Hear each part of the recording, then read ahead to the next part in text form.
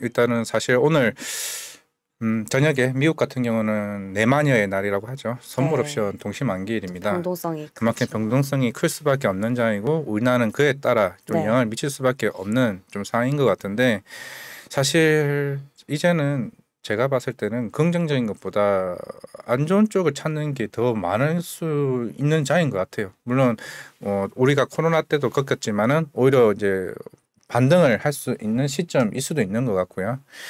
그 앞에서 말씀드렸다시피 결국 이번 다음 주 같은 경우는 서서히 이제 FOMC 연준 위원들의 멘트 발언이 하나가 네. 이제 물론 75p 기정사실화라고 할 수도 있겠습니다만은 이제 제임스 블러드 같은 경우 오히려 지난 올해 초나 지난달 같은 경우는 오히려 긍정적으로 살짝 바뀌었던 멘트가 이게 뒤바뀌는 자체도 시장에 또 우려도 될 수 있는 부분이기 때문에 이게 생각보다 시장은 만만치 않다라고 얘기를 할 수 있고 그리고 지금 아까 22도 얘기를 했습니다만은 우리가 조용조용하게 원숭이 두 창이 지금 부각이 되고 있습니다. 이거 저도 최근에 어제 평으로 지점에 있다가 방송을 보고 전화 오신 분이 원숭이 도창관을 얘기하다가 좀 차트를 하나씩 봤거든요. 이게 차백신 연구소나 HK 이노엔이나 그리고 파미셀. 미코 바이오메드 차트가 네. 난 보면서 와 이거 갈 차트인데?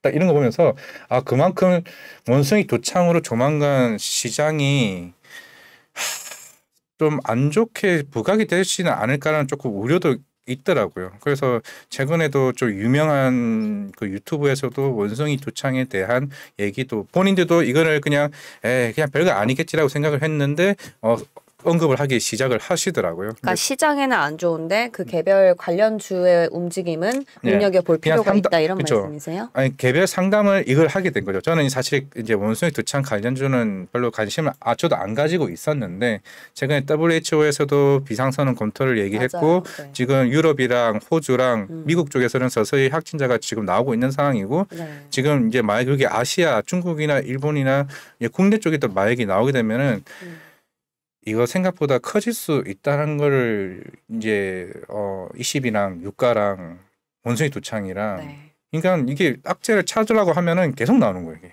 그래서 참 제가 증권회사를 그만두고 1년 뒤에 다시 나타나야 되나 이 생각까지 할 정도로 네. 진짜 정말 시장이 좋지만은 않은 장인 것 같습니다. 그래서 조금 이런 부분이 있을 수가 있고 사실 오늘 계속 안 좋은 얘기만 하고 있는데 좋은 얘기도 하나 좀 해주실래요? 좋은 얘기를 찾기가 더 힘들어요. 사실 펀더멘탈 그리고 PBR 뭐 역대급 코스피 지수에서 PBR이 뭐 1배 이하 된 거는 이미 오래전이고 네. 굉장히 펀더멘탈적인 매력적이다. 지금 무조건 저가 매수 기회를 얘기를 하시는데 그런다고 또 팔 수 있는 상황도 아닙니다. 대부분의 못 팔죠. 계좌들이 대부분 이게 40%든 마이너스 70%도 이게 감이 없는 상황이에요. 지금 상황 자체가. 그러다 보니 신용하는 사람들은 이거를 복수하겠다고 다시 신용하는 닫기까지 워더건이 지금 계속 이렇게 반대 매매. 그러니까요. 이런 지금 계속 이 갭이 커지고 있잖아요. 그러면서 지금 어제도 코스피 신용장구가 급격하게 많이 빠지긴 했는데 모르겠습니다. 아직까지는 제가 역대급 12년간 근무하게 되면서 이제 반대매매 담보 부족 이런 관련의 부담을 가졌던 2년 전에 그 느낌이 아직까지는 오지는 않고 있어요. 사람들도 그에 대한 부담을 별로 안 느끼고 있고 옛날에는 진짜 끝난 거냐 이런 얘기를 했던 사람들이 그냥 돈을 입금하십니다. 그러니까 실제로 어제 다른 전문가분들이 있잖아요. 얘기를 하면서 그분이 이런 얘기를 하시더라고요. 실제로 증권사에 영업직한테 반대매매 담보 부족 전화하는 거는 별거 아니다. 실제로는 일반적으로 업무직 여직원에게 주문을 걸었을 때가 그때가 끝판이다. 그만큼 전화가 폭주를 한다는 거죠. 담보 부족의 담보 비율을 하기 위한.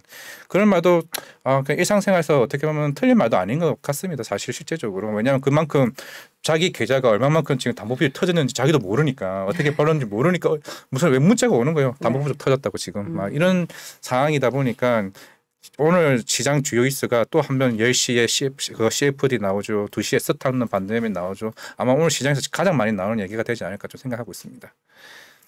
네. 과장님 단호하게 얘기할게요. 그래서 뭐 시장 자체를 뭐 여기서 뭐 종목을 추천하는 게 크게 의미가 또 없는 것 같고 결국에는 우리는 유가와 이런 FOMC에 대한 위원들과 그리고 ECB와 이거를 계속 체크를 계속 할 필요가 있는 것 같아요. 제가 가감하게 매수짜리라고 저는 말을 못 하겠습니다. 물론 기회는 몇 달 안에 아니면은 며칠 안에 올 수도 있을 것 같긴 해요. 만약에 그게 급하게 빠진다고 하게 되면은 근데 지금 자리에서 매수한다라고 하기보다는 사실 오히려 지금 말씀드렸다시피 악재를 찾기가 더 쉬운 장이다. 좀 말씀드리겠습니다. 그럼 오늘 어떤 멘탈로 이겨내면 좋을까요? 사실 오늘 금요일이니까 굳이 주식장 볼 필요는 없을 것 같아요. 시장을 보지 말자. 굳이 이거를 보고 있는다고 답이 그동안 우리가 4개월 동안 돈을 벌어서 많은 전문가들이 그랬잖아요. 이 모니터링은 저희가 할게요. 저희도 힘듭니다. 굳이 힘든 걸 굳이 이거 보고 있으면서 이게 답이 나올까 저가 매수 한번 해볼까 그런 시장은 지금 제가 봤을 때는 아닌 것 같아요. 따뜻한 남자시네요. 네. 아픈 거는 내가 맞겠다. 그렇죠. 쉬어라 눈 감고.